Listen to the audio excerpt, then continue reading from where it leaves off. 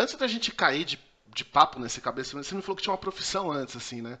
Cara, como foi? Eu já fiz algumas transições de carreira, né? Fiz duas, na verdade.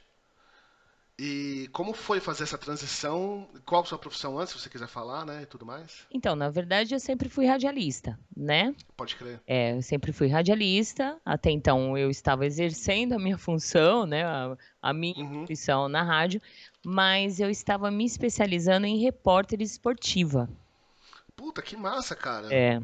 Então eu tive essa escolha, ou eu escolhia ficar realmente me dedicar, né, porque precisa bastante estudo para chegar Uhum. até onde eu queria, precisaria, né? E aí eu opinei para realmente me dedicar à Agita Planeta. E aí, Algum esporte específico? o futebol, Futebol, futebol. é, Você gosta? gosto. Sou palmeirense hiper mega super roxa. Na verdade, Cara, então agora você tá vivendo os anos da sua vida, né? Como palmeirense. estou vivendo assim a maior felicidade, né? Cara, a tia Leila tá fazendo um bom trabalho no Palmeiras, isso Ah, sem dúvida. tá. E foi difícil essa decisão? Foi bem difícil.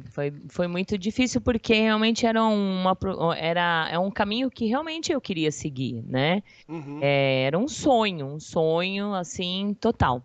Mas algo me fez realmente parar de uma forma que assim, eu não é que eu tive que fazer essa escolha, mas em um momento da minha vida aconteceu uma situação que realmente eu fiquei com um problema na coluna.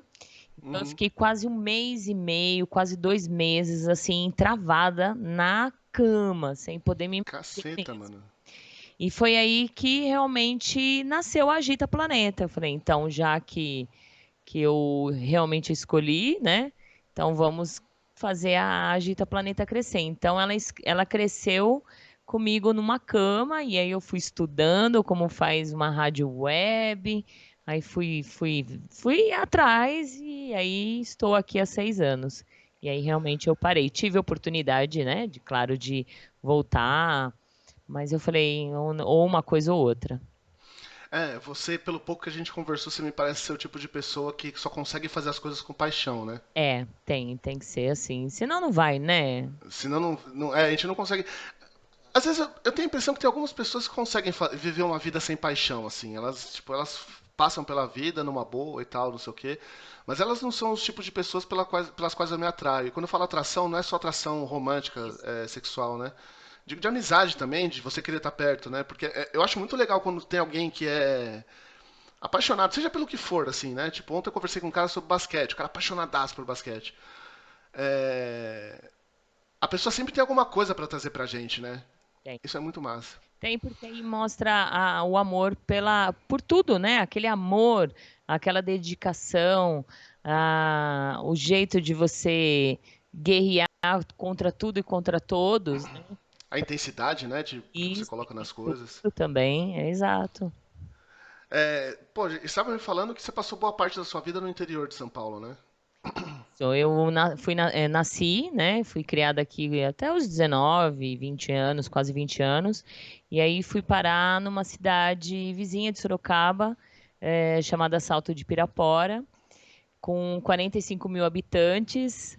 Aí eu fui no auge, né, da minha adolescência já, né? 19 anos, querendo viver tudo, curtir tudo, e aí fui parar no interior. E ali quando eu desci assim do carro, pus o pé lá na cidade, eu falei, meu, já que eu vim aqui por, por não vontade própria, eu vou Uhum. fazer meu nome aqui, eu vou fazer meu nome. E aí eu fiz durante quase 20 anos, eu não parei em um minuto. Então, e principalmente cidade pequena, as pessoas sempre têm aquela coisa assim, ah, você é filho de quem, né? Porque são Sim. nascidos e criados lá. Uhum. E hoje em dia, as pessoas que estão ali, ou chega a minha família tal, hoje, na verdade, você é a irmã da Francine Zanck, você é a mãe da Francine Zanck, então realmente eu fiz meu nome ali por várias situações. Uhum. Eu trabalhei com rádio, fiz mensagens ao vivo, já viu aquelas mensagens ao vivo? Sim, tipo que as pessoas vão na porta. Isso, eu tive durante 11 anos um Fusca, sou apaixonada Caralho, que massa. por Fusca. Então eu pintei, ele era azul calcinha e eu pintei um pouco, mandei reformar e fei um azul um pouco mais escuro. Coloquei vários corações amarelos em volta do Fusca, um sonsaço, bexiga e ia na porta das pessoas. Então eu fiz isso durante 11 anos. Então também era conhecida na cidade como a Fran do Fuscão. Foi muito bom. Genial, cara.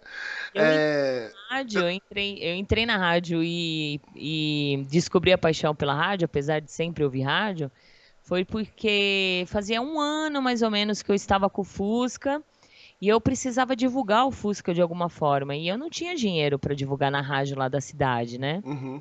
E aí por acaso, na rádio da cidade, pedi na época um CD da música do Daniel, que não era fácil assim a gente baixar a música do jeito que baixa, né? Sim. Eu precisava daquela música, aí eu fui, falei, eu vou lá na rádio. Aí eu perguntei pro cara e o cara falou, nossa, você tem uma voz tão linda, por que você não vai trabalhar aqui e tal, não sei o quê. Aí na hora deu um estalo, tipo assim, unir o útil ao agradável. Eu tô ali todo dia, vou divulgar o Fusca e vou aprender uma profissão nova. E foi aí que eu passei quase 12 anos numa rádio também, Isso lá em Salto de Pirapora, né? lá em Salto de Pirapora. Cara, pra gente que tem essa personalidade um pouco mais. Eu não sei se nem chega a ser extrovertida, mas essa personalidade que você fala, mano, eu vou lá e eu faço as coisas e você conhece muita gente e tal. Uma cidade de 45 mil habitantes é muito pequena, né? Porque acho que, sei lá, em um ano você conhece todo mundo, né? É muito pequena. Você peida na esquina, na outra o pessoal tá sabendo, Tá é sabendo, bem né? pequeno, aí vira aquela rádio peão, todo mundo tá sabendo, é muito pequeno mesmo. É, eu tô em Tatuí agora, que se não me engano são 100 mil habitantes. Mas como eu mudei pra cá durante a pandemia, eu ainda não conheço nada da cidade, não conheço ninguém, tipo, né? Eu fico dentro de casa, não saio pra nada. Mas eu fico imaginando como vai ser, assim, sabe? Tipo, tendo a personalidade que eu tenho. Quando eu falei que ia mudar de São Paulo pra cá, as pessoas que me conhecem falam, mano, você não vai aguentar nem fudendo, imagina, não sei o que lá. Mas eu tava bem resoluto em vir pra cá, né? Mas eu fiquei pensando assim, essa minha personalidade de cidade grande, como ela vai se adaptar com as É, pessoas ao redor aqui, o né? primeiro momento, assim, algumas pessoas não vão aceitar, né? Não, não É, eu vai, imagino que não. não vai ser muito bem aceito, porque principalmente o pessoal da própria cidade que nasceu e cresceu vai lá, puxa, mais um aqui que vem pegar nosso espaço, né? Aham. Mas a gente tendo personalidade, mostrando quem é a gente e falando que o porquê você veio, né? Como aconteceu comigo. Aí Tudo hoje, funciona, né? hoje eu vou lá, graças a Deus, volto, né? Faz quase 3 anos que eu não moro mais lá, mas a minha família tá lá, a mãe, minha filha, meus irmãos. Então eu tô sempre lá agora por conta da pandemia, né? Não tem como. Mas eu sempre vou lá, amigos que entram em contato, Fran, tô com saudade. Então, realmente ali eu mostrei para que eu fui fazer lá, né? E aí você começou o Agita Planeta e o Agita BDSM enquanto você morava lá, então, ainda? Eu morava lá ainda, morava Cara, lá. isso não foi um escândalo, não, menina? Me conta essa parada. Então, aí, assim, eu estava nessa transição, né, da rádio com o jornalismo esportivo, né, porque eu ainda trabalhava na rádio lá da cidade. Já praticava o BDSM, mas assim, em off, né? Eu imagino. Quando eu precisava, tipo, eu queria fazer alguma sessão ou viver o BDSM, eu vinha para São Paulo. Como eu Uhum. tenho parentes aqui, então eu vinha para São Paulo, ficava aqui em off, nunca contei para ninguém, nem para família, tal. E quando eu fiz essa transição, eu falei, vou sair da rádio para me dedicar ao jornalismo, e aí o jornalismo esportivo, e aí eu tive que montar rádio. Na verdade, eu montei a Gita Planeta mais para fazer o que eu sempre fiz, que é o entretenimento como rádio, né? Uhum. O primeiro momento, assim, a ideia não foi especificamente falar de BDSM.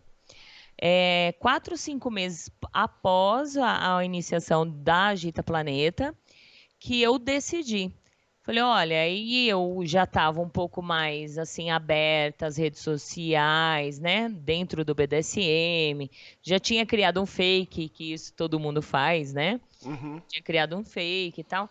E eu vi as dificuldades assim do pessoal, né? Falei, vou montar, vamos ver, vou fazer esse programa. Então, o que que eu fiz? Eu pesquisei praticamente em tudo que você pode imaginar que seja no mundo, para ver se tinha alguma rádio, alguma coisa específica como o que eu ia fazer. Uhum. De rádio ou o programa, entrevistas, tal. E aí eu acabei vendo que, na verdade, eu ia ser pioneira naquele momento, né?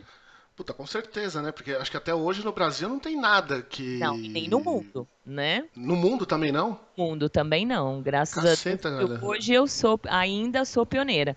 Na Uhum. verdade, sim, fora do Brasil, como aqui no Brasil também, tem muitas pessoas fazendo YouTube, aquelas chamadinhas, mas não como entrevistas, como troca de experiência, como eu faço, né? Como uma rádio mesmo, hoje como uma TV, né?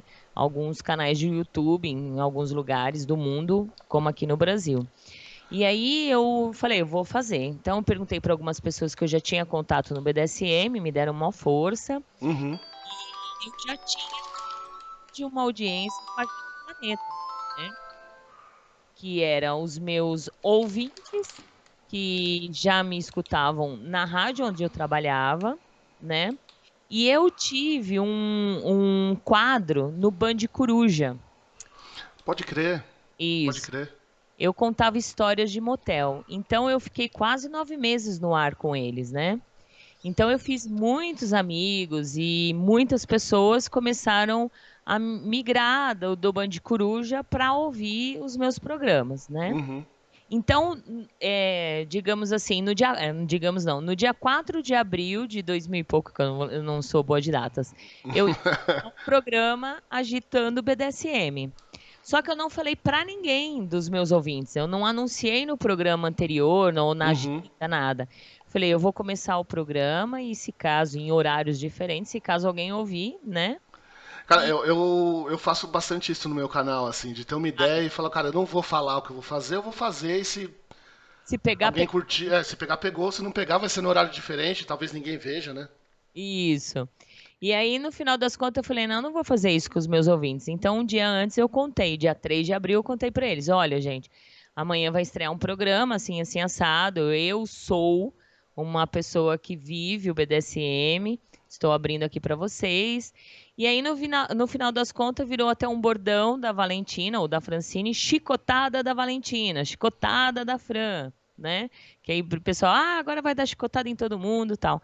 E aí, por incrível que pareça, todo mundo estava, os meus ouvintes estavam todos no outro dia assistindo Porra, o que massa. programa. E muitas pessoas, assim, se identificaram com o BDSM, né? E muitas pessoas acompanham até hoje os programas por conta disso. E lá na cidade eu fui abrindo aos poucos, só que eu tinha, assim, eu tinha um receio que eu ia ser, discriminada, Uhum. por conta eu tinha o Fusca ainda, né? Mensagens ao vivo, as criançadas, as mães das crianças não iam gostar. Não tive nenhum tipo de preconceito. Pensando por ser uma cidade grande, o pessoal ainda pergunta, e aí, anda dando muito chicotada e tal? E foi tranquilo. Cara, que massa, que bom, que bom. Porque quando você me falou, eu achei, assim, tipo, primeiro que precisa de uma coragem da porra, né? Primeiro por falar de sexo, e em segundo lugar por ser mulher numa cidade pequena. Então, porra, fico muito feliz de saber que não foi uma complicação transformar essa parada.